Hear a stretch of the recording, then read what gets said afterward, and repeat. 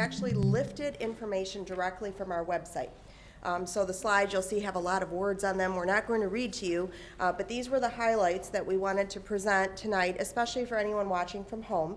And then at the end, we will actually go to the website. The website is live, and we have been adding information, especially as questions arise that perhaps we haven't thought of. So to start, what are we asking our community for? First, our district has had a sinking fund millage since 2004 through the generosity of our community.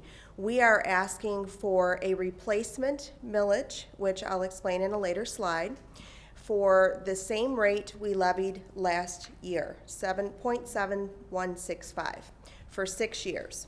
And that's going to generate, based on today's taxable values, about $2.5 million each year.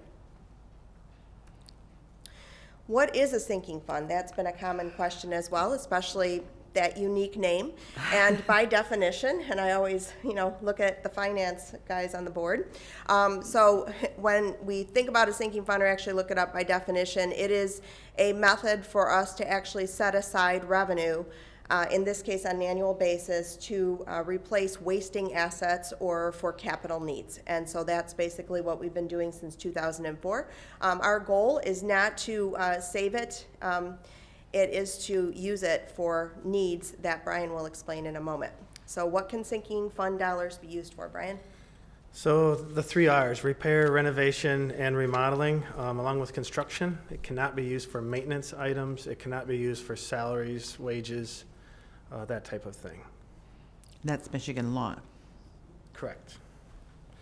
Examples of the past, you guys all know this so well, but a lot of what we do you can't see or you don't realize, like roofing and boilers and things like that. Some of the stuff you can see but may not recognize, like windows and doors and energy efficient upgrades. And then there are some things that are much more visible.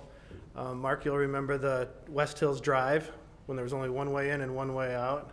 Ed Ford, you'll remember the leaking cloud canopy system over at East Hills Middle School and the ADA elevator, where people used to have to go take their wheelchair down Kensington Road to get from one side of the building to the other. Now they can stay indoors, so that's kind of nice. And then there's some of the things have some visual pop. This is a East Hills Middle School bathroom before and after pictures. That's a lot better. And that was actually just one of the pictures. So when we go to the website, you'll see there are many more, and we won't have time to actually go through all of those tonight. But it was amazing to me in pictures how much was captured with before and after or during the process of going through the project and what it looks like over all of these years. So why replace the current sinking fund? Essentially, Brian mentioned what we can use sinking fund dollars for now, which is law. And recently, legislation was passed to expand those uses to include security and technology, safety, security, and technology.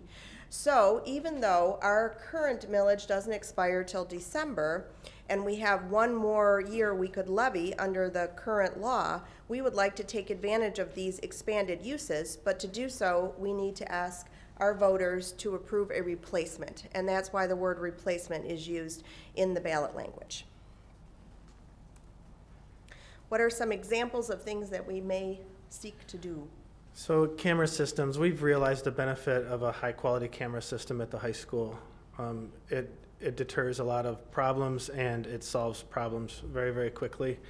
And the camera systems today are, we can have live feeds go to the police station. We can monitor things from remote, through web access now. So that's something you might, we would consider for the rest of our buildings. Camera systems for our buses, along with GPS tracking, and there's apps that parents could use to track their child's bus, the location of it, when the bus is going to get there in the morning, so they don't have to stand outside for so long. Now, for more information, especially those watching from home, the website and the webpage related to the sinking fund is populated with so much more than we just covered. And the easiest way is to go to bloomfield.org, and in the search box in the upper right-hand corner, type in sinking fund. First option Okay, persistence can be good. So many of the things that we covered truly were lifted right from this page. And if I just scroll down, you can see how lengthy the page is with information, comparing us in the county to other districts. Our capital-related millage rate, just to note, is the lowest in the county, actually by quite a lot. And when we look at projects, past projects here, this is what we showed you, but there are many more examples.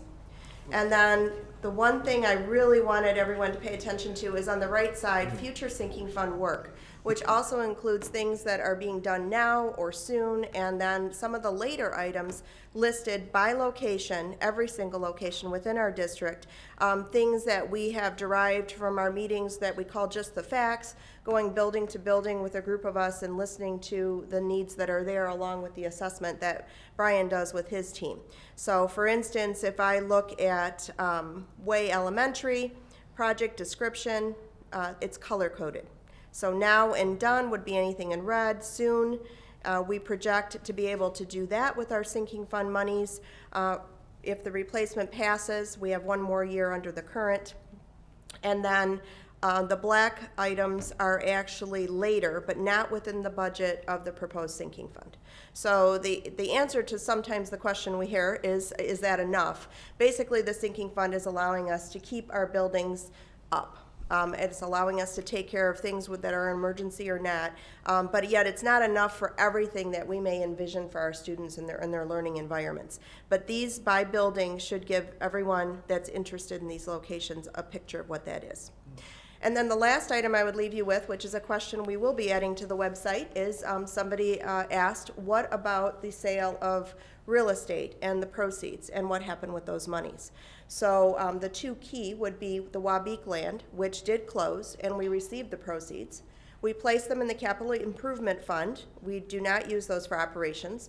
We've discussed, and the board also directed those monies to go into the Capital Improvement Fund to take care of needs like the sinking fund, or the sinking fund does have parameters that we have to live within, and so maybe there are projects that are outside of that scope.